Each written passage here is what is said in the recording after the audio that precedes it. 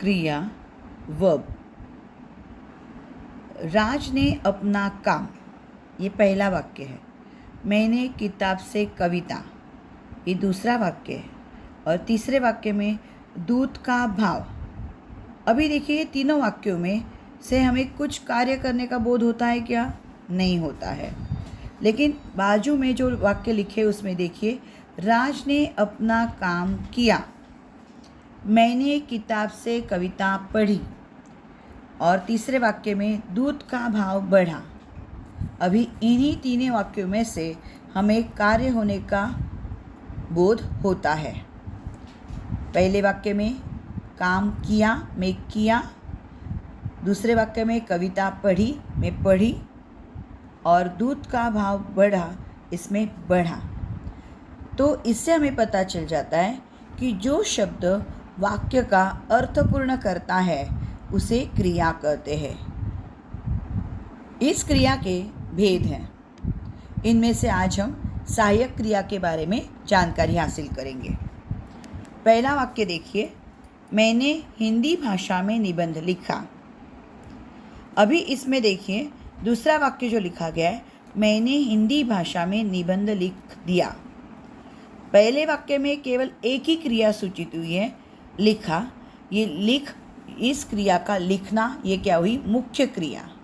लेकिन दूसरे वाक्य में लिख दिया में दिया, देना सहायक क्रिया।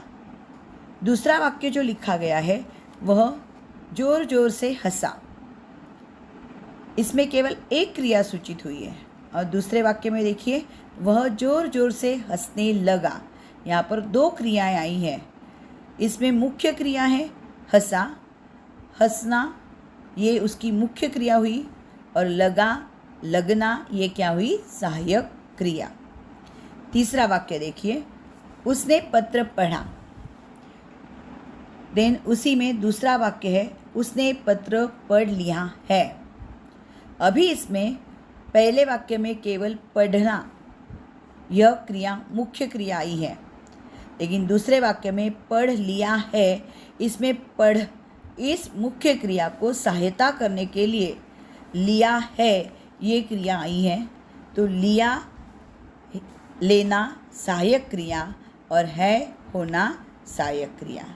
तो इससे हमें ये परिभाषा पता चल जाती है, जो क्रिया मुख्य क्रिया के साथ आकर विशेष भाव या अर्थ व्यक्त करने के लिए मुख्य क्रिया की सहायता करती है, उसे सहायक क्रिया कहते हैं।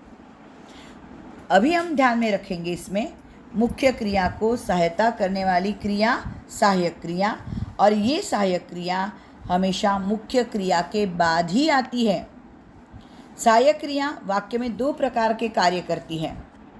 क्रिया के अर्थ में विशेषता लाती है, और दूसरा क्रिया का काल बताती है।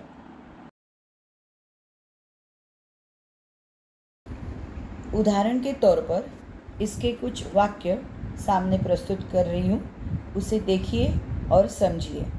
धन्यवाद।